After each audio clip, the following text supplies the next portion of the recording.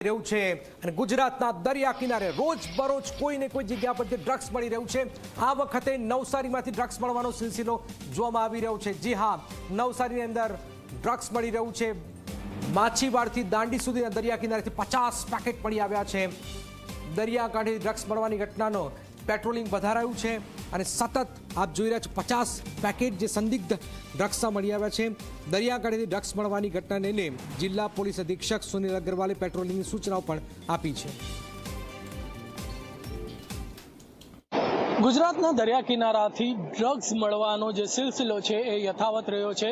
હવે દક્ષિણ ગુજરાતના કાંઠાઓ પરથી જે છે ડ્રગ્સ મળી રહ્યું છે। ગતરોજ વલસાડથી જે ડ્રગ્સ મળ્યું હતું, ત્યારબાદ જે છે એ નવસારીના કાંઠા ઉપરથી પણ જે છે એ ડ્રગ્સ મળી રહ્યું છે અને ગત રોજ જે મોડી રાત્રે નવસારીના ઓંજલ માછીવાડ ગામના જે દરિયા કિનારો છે એ દરિયા કિનારાથી જે છે ડ્રગ્સ મળ્યું છે। 50 પેકેટ જેટલા ડ્રગ્સના મળ્યા છે। હાલ જે આપ જે જોઈ શકો છો આ એ જ જગ્યા છે જ્યાં ગાડીથી ડ્રગ્સ મળ્યું હતું।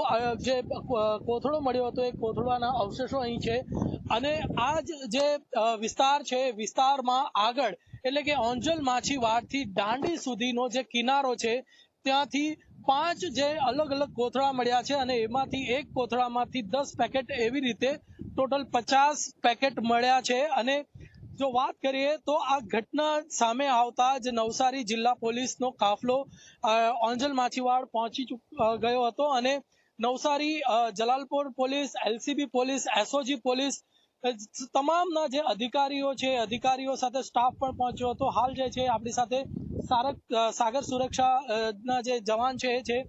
જી, આપનું નામ? વેસ્તાભાઈ। વેસ્તાભાઈ, શું ઘટના હતી કાલે અને કેવી રીતે ખબર પડી? કાલે સર અહીંયા એવું હતું કે મારી ડ્યુટી પૂરી થઈ ગઈ હતી 2 વાગ્યા પછી। હું જ્યારે સેકન્ડ શિફ્ટ વાળા જે અમારા એસએડી જવાનો ખરા ને એ કાલે પેટ્રોલિંગમાં નીકળ્યા હતા નીચે ખાલી અમારા વર્કિંગ માટે, તો કે જોયું તો એમને શંકાસ્પદ પડ્યું એટલે સીધો જલાલપુર પોલીસ સ્ટેશન એ લોકોએ જાણ કરી કે સર આ અહીંયા વસ્તુ પડ્યું છે।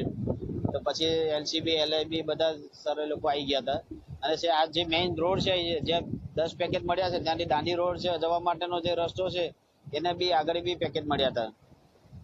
શું લાગે છે જે કોથળા મળ્યા એ કોથળામાંથી જ્યારે પેકેટ કાઢવામાં આવ્યા શું લખ્યું હતું, કેવી રીતે? હવે સર એમાં કઈ ભાષા અલગ હતી એટલે બહુ વંચાતું નતું, ભાષા અલગ હતી, જે આપણે વાંચી શકીએ એ ભાષા નથી ઉપર લખ્યું।